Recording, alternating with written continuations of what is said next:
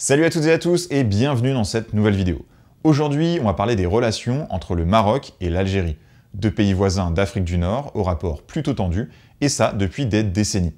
Donc on va essayer de comprendre comment on en est arrivé là, en faisant un peu d'histoire, et voir quelle est la situation aujourd'hui. Mais avant ça, je vais vous parler une minute du partenaire de cette vidéo, Cambly. Je vous avais déjà parlé de Cambly dans de précédentes vidéos. C'est une application qui vous permet de progresser en anglais en faisant des visios avec des tuteurs anglophones natifs. Donc ça fait vraiment progresser. Vous pouvez faire une session en duo, donc juste vous et le tuteur, mais depuis récemment, Cambly propose aussi des sessions de groupe. Et tous les jours, vous pouvez choisir parmi des sessions de groupe avec des thématiques définies. Ça peut être le sport, le voyage, les actus, la musique, bref, ça peut être n'importe quoi. Et vous choisissez aussi le niveau de la session pour que tous les participants aient justement le même niveau. Alors j'ai testé une session de groupe, on était 4, le tuteur était anglais, on était 2 français et il y avait aussi une brésilienne qui vit au Canada. Donc à 4, ça permet quand même de faire circuler la parole et en gros, le tuteur a fait en sorte de trouver des points communs entre nous pour qu'on puisse ensuite échanger à chaque fois sur un sujet. Donc vous allez voir, le tuteur mène quand même la discussion, il pose les questions, il vous fait rebondir, et vous corrige aussi ou vous aide à trouver le vocabulaire quand ça coince un peu. Donc ça permet de progresser et aussi de rencontrer des gens vivant un peu partout dans le monde, et c'est toujours un moment plutôt sympa. Donc si vous voulez vous aussi progresser en anglais, n'hésitez pas à profiter de l'offre que vous trouverez dans la description de la vidéo. Vous avez 40% sur l'abonnement de 12 mois, et bien sûr, en faisant ça, vous soutenez également mon travail sur YouTube. Donc un grand merci à vous et un grand merci aussi à Cambly d'être un soutien de la chaîne. Et maintenant, on attaque le sujet des relations entre le Maroc et l'Algérie. C'est parti. L'Algérie et le Maroc sont deux pays d'Afrique du Nord comptant respectivement 44,5 millions et 37,5 millions d'habitants. L'Algérie est le plus grand pays d'Afrique en superficie avec ses 2 381 741 km² et le Maroc quant à lui fait 446 550 km² ou 710 850 si on inclut le Sahara occidental dans sa partie sud. Sahara occidental qui joue un rôle important dans les tensions qui règnent entre ces deux pays. Le Maroc est une monarchie constitutionnelle, tandis que l'Algérie est un régime républicain avec un président élu au suffrage universel tous les 5 ans. Selon le groupe de presse The Economist Group, qui publie un indice de démocratie tous les ans, le Maroc se trouve à la 95e place et l'Algérie à la 113e en 2021 sur 167 pays. Alors comme je le disais en introduction, les relations entre ces deux pays sont tendues et le but de cette vidéo c'est de comprendre pourquoi et comme toujours pour ça il faut remonter un peu dans le passé. La conquête du territoire correspondant à l'Algérie actuelle par la France commence en 1830 et continuera de s'étendre vers le sud et les régions désertiques pendant plus d'1 siècle encore. Dans les premières années, le Maroc soutient la résistance algérienne contre la France et des affrontements ont lieu entre les armées françaises et marocaines. Tanger est bombardé et suite à la bataille d'Isly remportée par les Français, le Maroc reconnaît la présence française en Algérie, cesse son soutien à la résistance algérienne et signe le traité de l'Aya Magna qui fixe la frontière entre l'Algérie française et le Maroc depuis la côte jusque dans les montagnes de l'Atlas. On note donc que ces frontières ne s'étendent pas plus au sud et c'est un point important à garder à l'esprit. À l'époque, on ne va pas plus loin car on considère qu'il n'est pas utile de tracer une délimitation dans des zones désertiques qu'on pense inhabitées et impropres à l'agriculture. Puis, en 1884, ce sont les Espagnols, déjà installés aux Canaries, qui débarquent sur la péninsule de Dakhla. Ils souhaitent également avoir un pied en Afrique du Nord. Et sans jamais vraiment pénétrer à l'intérieur des terres au début, les Espagnols signent pourtant un traité avec la France définissant la frontière entre le territoire qu'ils souhaitent occuper et la Mauritanie au sud, sur le point de devenir protectorat puis colonie française. C'est comme ça que naît le Sahara espagnol. Puis, en 1912, c'est le Maroc qui passe également sous protectorat français et espagnol. Deux zones sont en fait espagnoles, l'une au nord et l'autre au sud, comme vous pouvez le voir sur la carte. À ce moment-là, les frontières entre l'Algérie française et le protectorat du Maroc sont un peu plus précisées par la ligne Varnier. Puis 26 ans plus tard, en 1938, une nouvelle frontière est tracée, c'est la ligne Trinquet, ayant le mérite d'aller bien plus au sud. Elle englobe dans l'Algérie la région de Tindouf, dont la France a pris le contrôle 4 ans plus tôt, mais que le Maroc revendiquera toujours fermement par la suite. Puis, en 1956, les protectorats français et espagnols sur le Maroc prennent fin, et ce dernier récupère sa pleine autonomie. Aussitôt, des revendications territoriales se font entendre dans le pays, se fondant notamment sur le concept de Grand Maroc, devenu populaire dans le pays depuis quelques décennies. Ce Grand Maroc s'étendrait au sud jusqu'aux limites de la Mauritanie et donc jusqu'au fleuve Sénégal, au sud-est jusque Tombouctou, et il englobe à l'est une bonne partie du Sahara algérien. Ce concept de Grand Maroc se base sur la mémoire des grandes dynasties marocaines ayant régné et étendu leur territoire dans le passé, telles que les Almoravides au XIIIe siècle, les Saadiens au XVIe ou encore les Alaouites au XVIIIe. Ce concept est important car il va être un des outils permettant de construire une unité nationale marocaine forte. Et en parallèle, la guerre d'Algérie a débuté, depuis 1954. Avant même l'indépendance, le Maroc prévoit avec les autorités révolutionnaires algériennes de négocier les frontières définies par la France une fois l'indépendance acquise. Concrètement, une convention est signée par le Maroc d'un côté et par Ferhat Abbas, président du gouvernement provisoire de la République algérienne, de l'autre.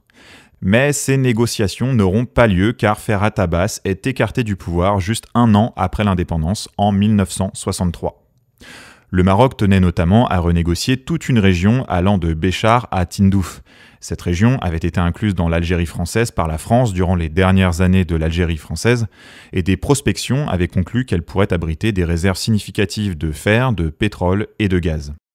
Donc les nouveaux dirigeants algériens ne souhaitent pas renégocier les frontières, et rapidement les tensions montent entre les deux voisins et des escarmouches ont lieu, notamment à Tindouf. Des ressortissants marocains comme algériens sont également expulsés et renvoyés vers leur pays. Et finalement, l'armée marocaine pénètre le territoire que l'Algérie considère comme étant le sien, et la guerre, appelée guerre des sables, éclate. Des combats ont lieu de septembre à novembre 1963, essentiellement dans les régions de Tinjoub, Fingouig et Tindouf. Le conflit se termine par la signature d'un cessez-le-feu via les accords de Bamako, qui prévoient notamment d'étudier le problème des frontières. L'armée marocaine, qui occupait encore à ce moment-là Tinjoub et ses environs, se retire, ainsi que l'armée algérienne qui était aux portes de Fingouig. Et les frontières restent inchangées. Après cette période, des efforts sont faits entre les deux voisins pour améliorer leurs relations. Le traité d'Ifrane est signé en 1969. Il évoque la fraternité des deux peuples, il pousse au rapport de bon voisinage, de coopération économique et tente de mettre en place des garde-fous pour empêcher une nouvelle guerre. Puis, en 1972, est signé à Rabat un nouvel accord définissant plus concrètement les frontières entre les deux pays. Cet accord est ratifié dès 1973 par l'Algérie, mais ne le sera qu'en 1989 par le Maroc. Le Maroc tarde à le ratifier, notamment du fait d'événements survenant plus au sud, au Sahara occidental. Car si la fin de la décennie 1950 sonne la fin des protectorats français et espagnols au Maroc, et que l'Algérie obtient son indépendance en 1962, le Sahara occidental, de son côté, est resté espagnol durant tout ce temps. Des résistances sont actives dans cette zone, soutenues d'ailleurs par le Maroc, et l'Espagne devra même recevoir l'appui de la France en 1958 pour reprendre le contrôle du territoire. Et en 1973, le Front Polisario est créé, successeur des mouvements de résistance passés au Sahara occidental. Alors, pour information, Front Polisario, ça veut dire Front populaire de libération de la Saguya El Amra et du Rio de Oro. Ce sont en fait les deux noms donnés aux deux régions ou provinces du Sahara occidental par l'Espagne. À ce moment-là, l'Espagne est en difficulté dans la région et on sent bien qu'elle s'apprête à abandonner le Sahara espagnol. Et le 6 novembre 1975, le roi du Maroc organise ce qu'on a appelé la Marche verte, une marche pacifique de 350 000 civils en direction du Sahara occidental. Le but est de prendre symboliquement la région sans lutte armée. Alors symboliquement, car en réalité les marcheurs, forcés de faire demi-tour, ne font pas plus de 15 km avant de revenir au Maroc. Mais l'Espagne, poussée également par les Nations Unies, finit par abandonner le territoire, ce qui laisse un vide permettant au Maroc de l'investir. Via les accords de Madrid, il prend le contrôle des 2 tiers nord, tandis que la Mauritanie occupe le tiers sud. L'Algérie, quant à elle, soutient en revanche une indépendance du Sahara occidental, ne souhaitant pas voir son voisin, adversaire et même ancien ennemi augmenter la surface de son territoire et mettre la main sur des ressources, car le Sahara occidental dispose notamment de réserves de phosphate et également de grandes réserves halieutiques. Mais avec cette marche verte, l'Algérie est mise devant le fait accompli. Ne pouvant réellement intervenir militairement, et même si des accrochages entre les armées des deux voisins ont lieu en 1976, elle choisit plutôt la guerre par procuration et décide de soutenir la guérilla du Front Polisario, toujours indépendantiste, qui de son côté continue le combat, peu importe si l'occupant est espagnol, marocain ou mauritanien. L'Algérie est en mesure d'apporter ce soutien grâce notamment à sa rente pétrolière, et cela va forcer le Maroc à faire d'énormes dépenses militaires qui participent à freiner le reste de son économie. De son côté, la Mauritanie se retire en 1979, le gouvernement est victime d'un putsch et n'est plus en mesure de rester dans le conflit du Sahara occidental. Et le Maroc revendique alors l'ensemble de la région. Donc vous le voyez, dès les années 70, on a une bonne base de ce qui constitue la rivalité entre le Maroc et l'Algérie. Ça commence avec des tensions au niveau des frontières, héritées de la colonisation. Le Maroc revendique des territoires en se basant sur des faits historiques. L'Algérie rétorque que des martyrs sont tombés pour libérer ces territoires pendant la guerre d'Algérie et qu'ils devraient donc rester algériens. Les populations de ces territoires sont également utilisées. Le Maroc explique par exemple que les habitants de Tindouf se sont toujours sentis plutôt marocains. Et à ça, vous ajoutez les rancœurs d'une guerre, la guerre des sables, et le soutien algérien au Front Polisario. Et tout ça n'aide pas à construire de bonnes relations, malgré les signatures de traités de bonne entente. Le contre-choc pétrolier des années 1980 fait chuter le prix du baril de pétrole. L'Algérie, exportatrice, est durement touchée, ainsi que sa stratégie de se baser sur sa rente pétrolière pour, entre autres, être en mesure de financer le Front Polisario. Malgré tout, le conflit dure, le Front Polisario, avec la bénédiction de l'Algérie, utilise Tindouf comme base arrière, et c'est là aussi que de nombreux réfugiés ont fui les combats. Durant la première partie du conflit, le Front Polisario utilise une stratégie de harcèlement de l'armée marocaine. L'idée est de rapidement s'enfoncer dans le territoire, mener des raids et se replier. Face à ça, le Maroc décide à partir de 1980 de construire un mur de défense qu'on appellera le mur des sables. L'idée est de repousser toujours plus avant ce mur au fur et à mesure des prises de contrôle du territoire pour empêcher le Front Polisario de mener ses raids. Ça fonctionne plutôt bien jusqu'à un certain point, de nombreux murs successifs sont construits et le conflit s'enlise. En parallèle, durant la décennie 80, 2 rencontres ont lieu entre le roi marocain Hassan II et le président algérien Chadli Ben Jedid, en 83 et 87. Ça aidera à la détente des relations entre les deux pays en 1988, qui finissent par rouvrir leurs frontières et rétablir un lien diplomatique après que celui-ci ait été rompu à l'initiative du Maroc en 1976, car l'Algérie avait alors reconnu la RASD, la République arabe sahraoui démocratique, proclamée par le Front Polisario. Une détente s'opère également avec le Front Polisario, qui de son côté ne reçoit plus autant d'appui militaire et financier de l'Algérie, et un cessez-le-feu est finalement signé en 1991. Et l'accord prévoit un référendum l'année suivante. Mais celui-ci n'a pas lieu car les deux parties ne parviennent pas à se mettre d'accord sur les modalités. Le Front Polisario voudrait faire voter seulement les 74 000 personnes recensées par l'Espagne en 1974, donc essentiellement des Sahraouis, tandis que le Maroc souhaite également faire voter les nombreux Marocains venus s'installer dans le Sahara occidental depuis sa prise de contrôle. On voit donc bien que chacun souhaite un corps électoral permettant un résultat jouant en sa faveur. La situation est donc bloquée, mais le cessez-le-feu reste malgré tout en vigueur et chacun reste de son côté du mur. La décennie 90 va voir les tensions refaire surface entre le Maroc et l'Algérie, cette dernière est en proie à la guerre civile qui dure jusqu'en 2002. Elle accuse le Maroc de fermer les yeux sur des réseaux marocains qui soutiendraient les rebelles algériens, et en 1994 a lieu un attentat à Marrakech qui fait 2 morts et 1 blessé. Le Maroc accuse les services secrets algériens d'en être les instigateurs, et en réaction impose aux ressortissants algériens un visa. Et en réponse, l'Algérie ferme à nouveau les frontières alors que la circulation était libre auparavant. Puis une détente s'opère durant les années 2000, et notamment avec l'arrivée au pouvoir en Algérie d'Abdelaziz Bouteflika. En 2002, la guerre civile algérienne prend fin, les visas d'entrée pour les deux pays sont levés en 2004 et 2005, et des tentatives de compromis sont faites en ce qui concerne le Sahara occidental. Mais chacun reste sur ses positions. Le Maroc propose une autonomie élargie, tandis que le Front Polisario souhaite un référendum d'indépendance. Malgré tout, le cessez-le-feu de 91 reste en place. Ensuite, la décennie 2010 est plutôt marquée par les printemps arabes, on s'intéresse moins au cas du Sahara occidental, mais on peut tout de même noter un renforcement de la sécurité à la frontière entre le Maroc et l'Algérie en 2013 et 2014. L'Algérie creuse des tranchées, selon elle pour limiter la contrebande entre les deux pays, et le Maroc érige quant à lui des clôtures, selon lui pour éviter l'entrée sur son territoire de membres de groupes terroristes. Avant ces constructions, et malgré la fermeture officielle des frontières depuis 1994, celle-ci était malgré tout relativement poreuse. Une contrebande existait, il était possible de passer en payant les gardes-frontières, l'équivalent de 20 ou 40 €, et cette contrebande concernait notamment l'essence algérienne, 4 à 6 fois moins chère qu'au Maroc, mais aussi des produits alimentaires algériens, moins chers également, car pour certains subventionnés par l'État. Et du Maroc passaient d'autres produits comme certaines matières premières, du textile, de l'alcool ou du cannabis. En 2013 également, Hamid Chabat, le secrétaire général du parti politique marocain Istiklal, parti nationaliste, appelle l'Algérie à rendre au Maroc les villes de Tindouf, Assibeïda, Béchar et Al-Knatsa.